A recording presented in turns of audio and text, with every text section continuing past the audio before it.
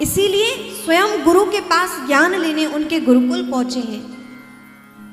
और जो लोग कहते हैं कि जीवन में गुरु की क्या आवश्यकता है, क्यों आवश्यकता नहीं है, उनसे ये प्रश्न है कि क्यों आवश्यकता नहीं है? आप क्या परिपूर्ण हैं? आप परम ज्ञानी हैं? आप परम साधक हैं? आप परम तपस्वी हैं? आप परम ब्रह्मवेत्ता हैं?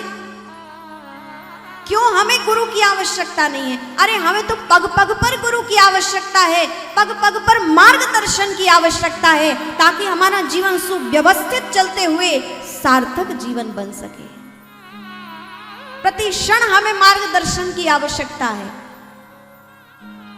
प्रति पल हमें एक आधार की आवश्यकता है। हमारी इतनी बुद्धि नहीं, हमारा इतना विवेक नहीं कि हम समस्त चीजों को समझकर अपना कल्याण करते हुए और कल्याण के पथ पर आगे श्रेय मार्ग पर चलते हुए परमात्मा की प्राप्ति करें। बिना गुरु के ज्ञान प्राप्त हो ही नहीं सकता है।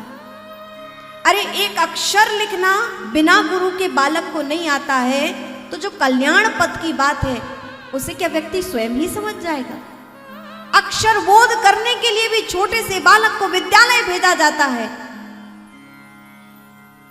उसे भी गुरु की आवश्यकता है। तो जीवन में जो पार करना है, जीवन में जिन चीजों का हमें सामना करना है, क्या बिना गुरु के ये पार किया जा सकता है संसार सागर? तुलसीदास जी महाराज कहते हैं, गुरु बिन भवनिधि तरहि न कोई, जो विरंचि शंकर संभोई। गुरु बिन भवनिधि तरहि न कोई, गुरु बिना कोई भी इस संसार सागर से पार नहीं जा सकता है, किसी का तरण तारण नहीं हो सकता है। और यहां तक तुलसीदास जी ने कितनी बड़ी बात कही, जो विरंची शंकर संभोई। विरंची कहते हैं ब्रह्मा जी को।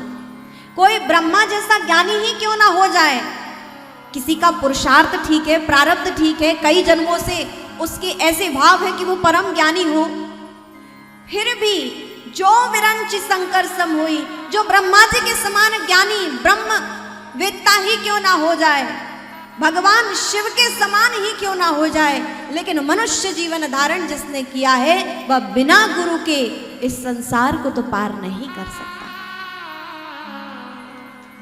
जीवन में गुरु की परम आवश्यकता है।